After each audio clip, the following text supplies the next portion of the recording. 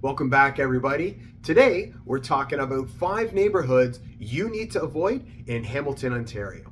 Before we begin, we have to understand that Hamilton has for a very long time been an industrial steel processing city. It's responsible for 60% of all the steel produced in Canada, and it's this foundation, this industry, that has set opportunities in other fields to flourish, namely education, technology, healthcare, even the arts, and so much more.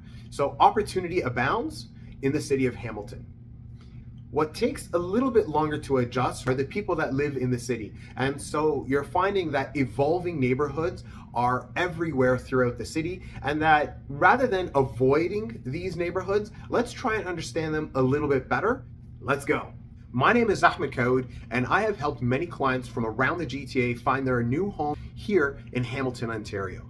I would love to hear your comments in terms of what are the best neighborhoods, what are the worst neighborhoods, what are up and coming neighborhoods. You can either add them to the comments below or share them with me directly. All right, first on the list, we've got Barton Street. Now, this is a really long street, over 20 kilometers long, and it stretches from Lock Street all the way down to 50 Road in Stony Creek. It has a bit of a mixed reputation because it passes through so many different communities. People talk about Hamilton, they talk about, oh, notorious Barton Street. So, the bad. We're going to talk about Barton Street that's located in central Hamilton that is parallel to all of the industrial and commercial industries. So, the streets are going to get impacted. As a matter of fact, in 2021, it was voted one of the worst streets in Hamilton. What's good to know is that it is being improved as we speak, and there are road works occurring. Yes, there's some delays in traffic, but there is definitely a long-term investment. Number 2, there's a number of abandoned buildings that are strewn across central Hamilton's Barton Street. And so as time progresses, yes, eventually they will become occupied, but for now, they're derelict. Number 3, there are a number of people that are having difficulty both personally and socially adjusting to life in general and tend to struggle on a daily basis. So these people tend to inhabit this area of Hamilton, specifically near Barton Street, and a lot of the more affordable housing that's located in that area. The good. Barton Street on opposite ends of central Hamilton. So in the west and in the east, you're going to notice has a totally different vibe and a totally different feel. So we're talking about Westdale and essentially Stony Creek. These are areas that have been completely renovated, especially over the last 10 years. It's really been built up. You've got Westdale Village with its restaurants and cafes, very close to McMaster University, lots of students, lots of younger couples living in the area, enjoying taking in the scene, taking in the cultural scene. And then you have on the opposite side, you've got Stony Creek with its larger houses, a little bit further away, but it is definitely a family-oriented area with parks and schools and recreation areas. It even has a historic museum.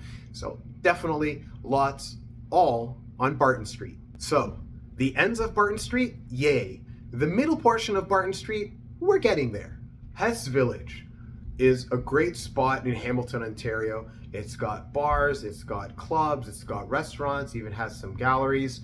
So it's really a nice cultural hub for the city. And at some point in time, everybody has visited Hess Village. The bad. With all these bars and clubs at night, Hess Village comes alive. And it's a lot of fun, and sometimes later at night, after people have imbibed throughout the evening, sometimes things can get physical, sometimes it gets noisy, it gets boisterous, and then the police come to try and clean things up. So it's a bit of a challenge as a family living there, but perhaps if you're younger and you enjoy the city life and you enjoy being in the action, it's the place for you. The good. As I mentioned earlier, Hess Village is very lively throughout the day and even more so at night. So if it's a place that you want to literally be in the thick of the action, hey, Hess Village is the place for you. There's a number of places you can rent, even places you can purchase in Hess Village that keeps you close to the action, keeps you downtown, keeps you with the young hip crowd, and never a dull moment. West Hamilton is definitely a mature part of Hamilton. It has McMaster University, it has Westdale Village, it's very built up, and it's a great place to enjoy. The bad-ish. There's a lot of students there. There's a lot of student rentals, and Opposed to that are a lot of luxury living. And so you have houses that are expensive because of the fact that they're being used as income potential, as well as people that are living in gorgeous houses in Hamilton. So it's difficult to get in.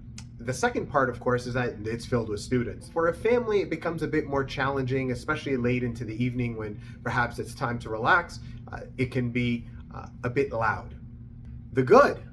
West Hamilton has Westdale Village. It has McMaster University. It has these places that are great place to live, wonderful location, quick access to the highway, and lots of green spaces for you to enjoy. Next on the list, we have the industrial sector. Now, it's important to note that while we touched on it in terms of Barton Street and its location in central Hamilton, the area itself is probably the most affordable throughout all of Hamilton. So, the bad.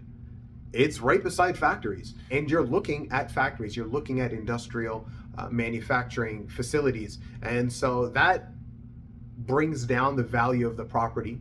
Also, there are a limited number of green spaces, and similar to Barton Street, a lot of the houses are on streets that are loud and noisy with heavy trucks passing through routinely. The good. It has affordable housing, very close to a number of employment opportunities. So even to the point that you can even save on having a car, especially with a lot of grocery stores located nearby. It's also slated for over $500 million worth of investment in terms of reclaiming a lot of this industrial area and converting it into condos, commercial spaces, homes, schools. And it's a massive undertaking that's going to take a number of years to complete. But again, it's a testament to how Hamilton is evolving. And number 5, there are a number of neighborhoods, mostly in the Lower Mountain area, that have small pockets of struggling residences. And so as opposed to taking the rest of some of these neighborhoods and just lumping them all together, they are really just small pockets that are developing in the future and that are changing. As such, it's important to find yourself a local realtor that's able to distinguish these neighborhoods, and also understand that a lot of these neighborhoods, that while they may seem troubled now, 5-10 years from now, the city is changing. And so with all that money going into the city, with all these new people entering into the city, there is a lot of opportunity, and there's a lot that you can benefit from into the future. We'll talk to you soon.